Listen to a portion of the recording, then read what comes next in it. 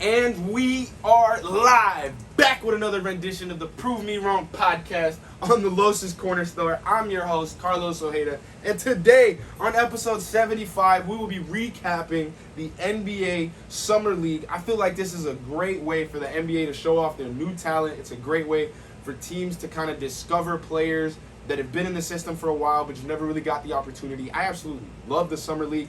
I'm not gonna lie, I don't watch it. But I love what it stands for. I love what it means. Like, I love the opportunity that it gives these players. So I'll support it. But I'm not watching that. I'm sorry. But we are coming today with a recap.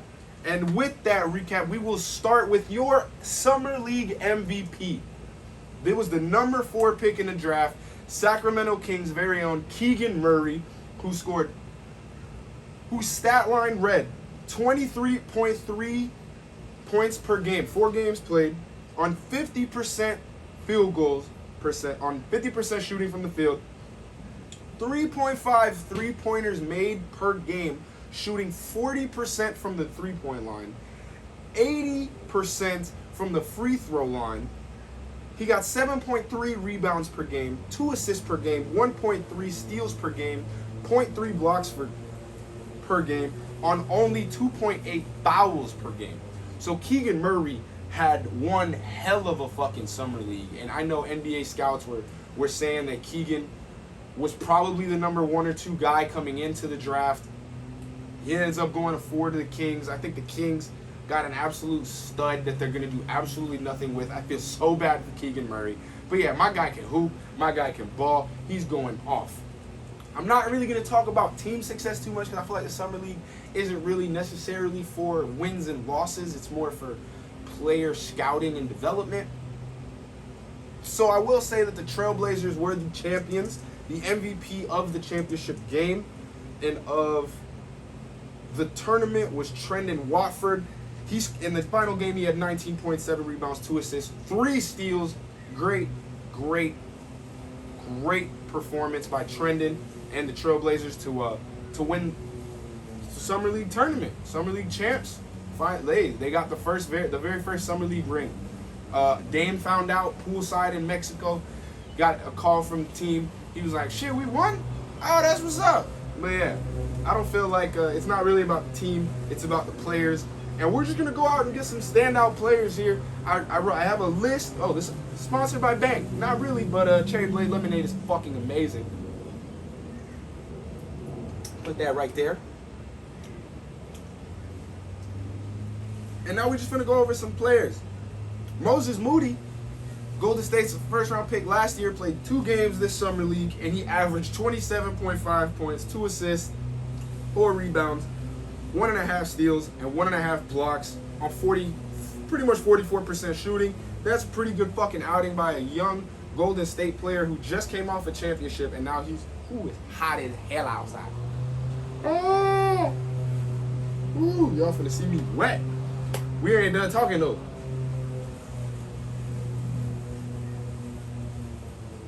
Yeah, just a great second-year player doing good things in Summer League, only played 2 games. Then another Golden State Warrior, second-year player, played 4 games, Jonathan Kuminga. He took away 19.3 points, 3 assists per game, 3.8 rebounds per game, 0.8 steals, 0.8 blocks on 40% efficiency. You want to see that efficiency go up. But he's a do-it-all guy. He's a hyper-athlete, do-it-all guy. And he showed it in his Summer League time in those 4 games. The number 1 pick in the draft, the Orlando Magic selected Paolo Banchero. He only played 2 games, but in those 2 games averaged 20 points, 6 assists, 5 rebounds, 2.5 steals, and a block on 41% shooting. He had a great Summer League. They actually said because he's having such a good Summer League, which could take him out because there's no need for him to do this. We're confident now. We picked him, number 1 overall. He's gave you 2 games to show you why. And here it is. So he didn't play after that. And I think the real surprise of Summer League came from Memphis's Kenny Lofton Jr. He played 5 games, put up 15 points, 2 assists, 7.2 rebounds, 0.4 steals, 0.4 blocks on damn near 60% shooting, 58% shooting. Yall was having a field. Yall was loving it. Jaren Jackson Jr. was loving it. He bullied Chet Holmgren, who was the number 2 pick in the draft, the number 1 center taken. Kenny Lofton pretty much just played bully ball with everybody. He's a fucking tank of a person, and he showed he could do everything he did in college at Louisiana Tech at the highest level. So I'm very much looking forward to seeing him go into the NBA this season, seeing what he can do. Now with the number 2 pick, OKC selected Chet Holmgren. He played 3 games, and after his first game, he kind of started to disappoint, which is why I feel like they pulled him. He averaged 12 points, 2.5 assists, 7.5 rebounds, 2.5 steals, and 2 blocks on 46% shooting. That's all fine and dandy, but you don't use the number 2 pick for a guy that's going to score 12 points. Like, he's a center, 7'2". I think he stands at like 195 pounds or some shit. He's not a big boy. He doesn't have weight to him. That's why Kenny Lofton, I think after Kenny Lofton bullied him, that's when they were like, yo, we got to get this guy out of here. Because they knew, like, he's too small. He's only going to get embarrassed. And I don't think he's going to develop, for sure. He's going to put weight on.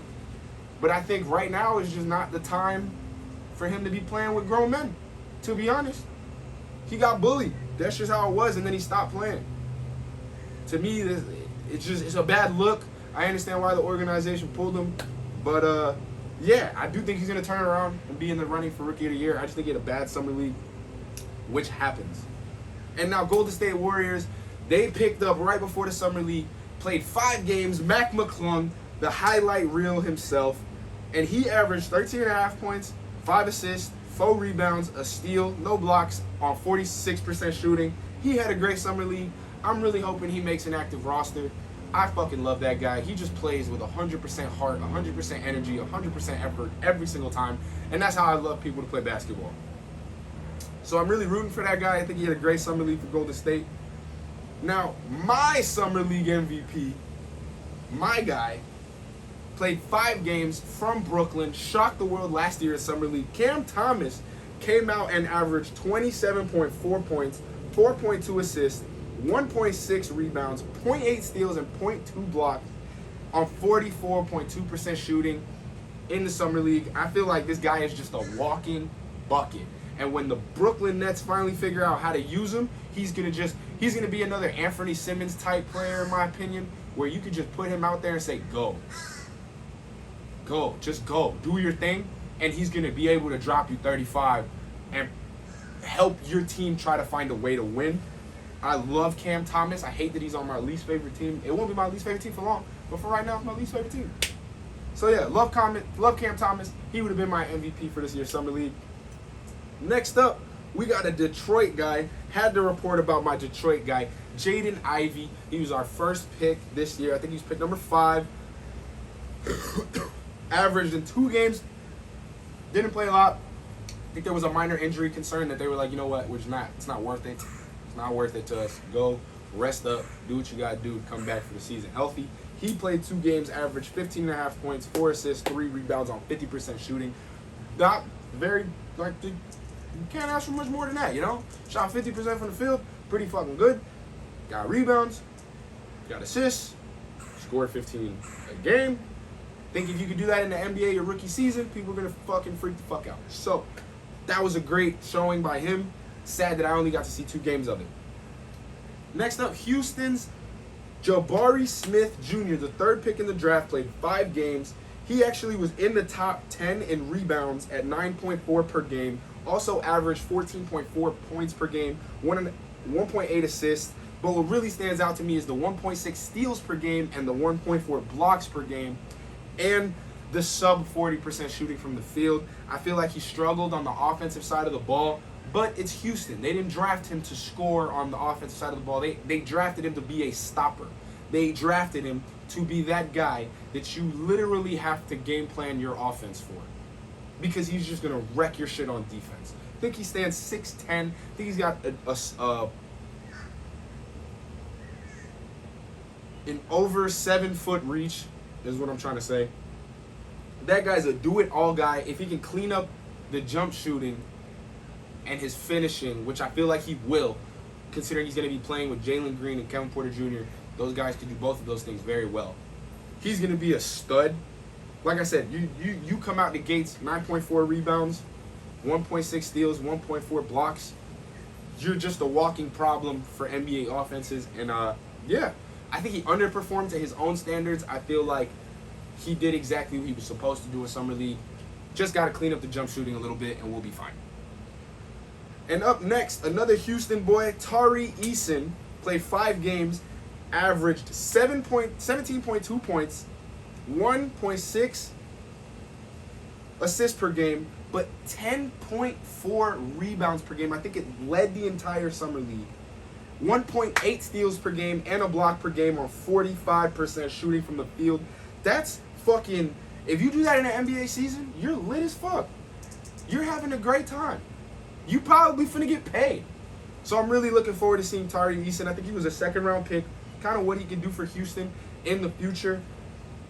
I think him and Jabari are just like, they're going to be doing relatively the same thing at a very high level. And I think the Houston Rockets definitely are looking forward to the future.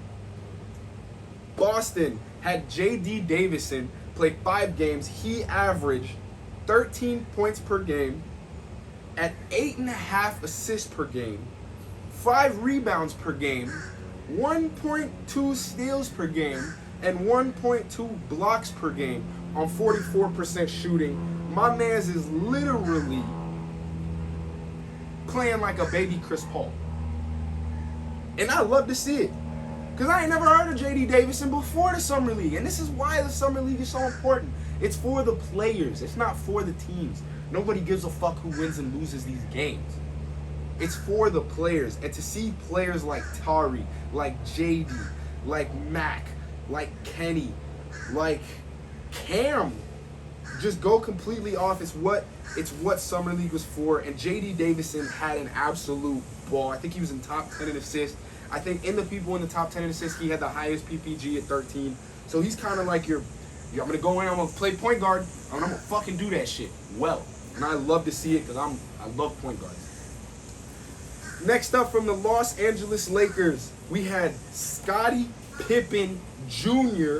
played 5 games at 12 points per game, 3.5 assists per game, 5 rebounds per game, 2.5 steals per game, and 0.6 blocks per game at a kind of abysmal 36% shooting. He's basically his father. Like, if you go back to 1987, I think it was 87, when Scottie Pippen got drafted, he was pretty much doing the same shit his son did. So I'm not mad. Get better at scoring and you have a great all-around player. And I feel like being in LA, he has to get better. Because if not, he's out of there. We already know LA wants to contend for a championship every single year. So he knows he's only going to get better being there. And that's why I highlighted him. Because even at 12 points per game, on sub 40% shooting, pretty fucking horrible. But if you can get 12 points per game on 60% shooting, on 50% shooting, you're locked in. You're good to go. Even on 43% shooting, 44% shooting, you're still good to go. You're still a great role player if you keep putting up the same numbers, just on a higher efficiency. Love to see it from Scottie Pippen Jr., SPJ.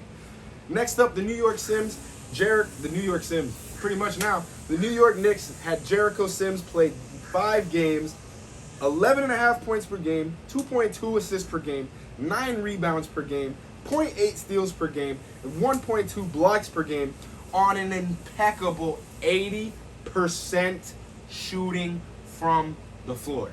I absolutely love this. At 9 rebounds, he was in the top 10 rebounds per game. At 80%, he was in the top 10 field goal percentage per 5 games played.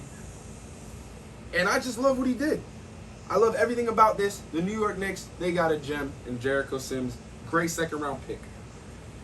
Coming back to Detroit, my Pistons. We had Braxton Key play 5 games. he put up 12.5 points, 6.2 assists, 2.4 rebounds, 2 steals, and 0.8 blocks in those 5 games on 48% shooting. My man's did everything right. That's it. For 5 games, literally did everything how you're supposed to do it. Hopefully, we put him on the active roster. Last year, I know he contributed late down the season. I feel like if we just throw him in there early in the season, build the chemistry, the team could be really good with all these young studs that we got right now. The Orlando Magic had an absolute ball with Tommy Kuhse, I think is how you say his name. He played 3 games. He averaged 17.5 points on 3.5 assists per game, 2 rebounds per game, and in 3 games averaged 3 steals. He averaged 3 steals. And he shoots the ball at damn near 60%, 58.3%. So, in those 3 games, he absolutely showed the fuck out. I think Orlando has a great young core, and I think they're going to do big things with it.